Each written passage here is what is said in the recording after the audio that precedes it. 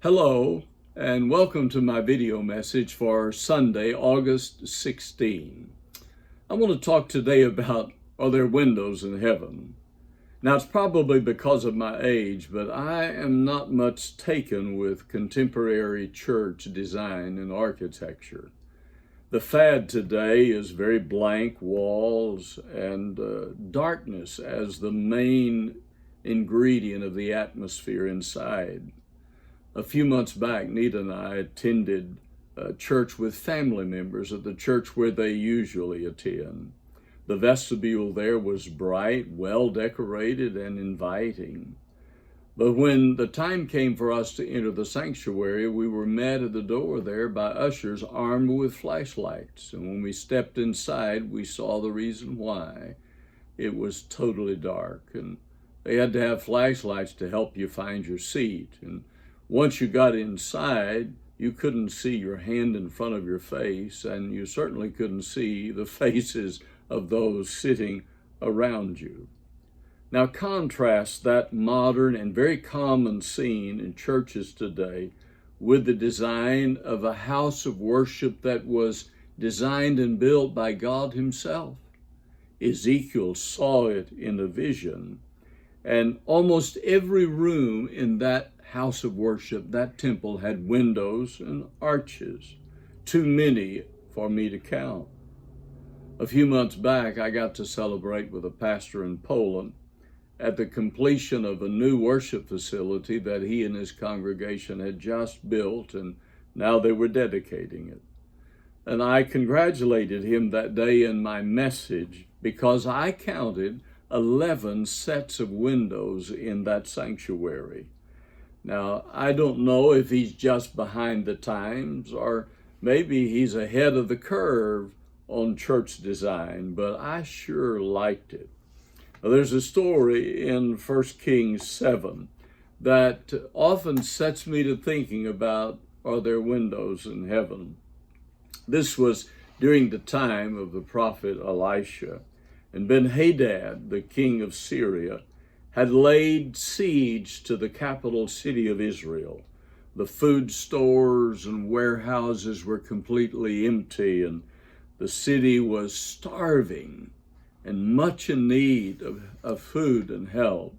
The king of Israel sent a messenger to Elisha because the king was angry with Elisha and blamed him for all of their troubles. But Elisha responded that day with a promise of plenty in the city the very next day. The king's messenger and right-hand man scoffed at such a possibility. In scorn, he said, "Behold, if the Lord would make windows in heaven, might this thing be?" Elisha declared in response, "You shall see it with your eyes, but you shall not eat thereof." The statement of the king's man tells me a lot about the state of his soul. Why would God have to make windows in heaven? In the day of judgment, Noah certainly saw windows in heaven open. Somewhere up there was a reservoir of water great enough to cover the earth to the tops of the mountains. So there were windows in heaven. And now Elisha was certain that God's windows were open not for judgment, but for blessing, and that he was still able to pour out on his people what it would take to meet their every need. You see, the God of heaven is never short of resources.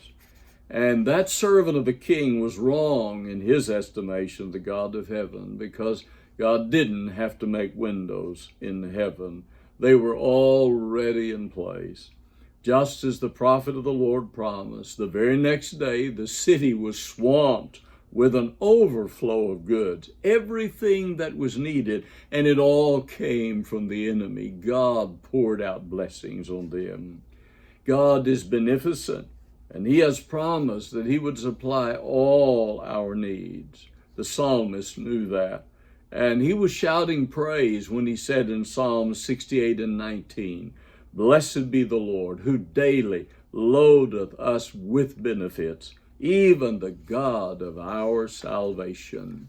You see, God is not stingy, neither is He slow to bless His people. And just like the psalmist described the flow of God's blessings when he said of him, he daily loadeth us with benefits, daily. We used to sing an old-time chorus which went like this. The windows of heaven are open. The blessings are falling tonight. There's joy, joy, joy in my heart since Jesus made everything right.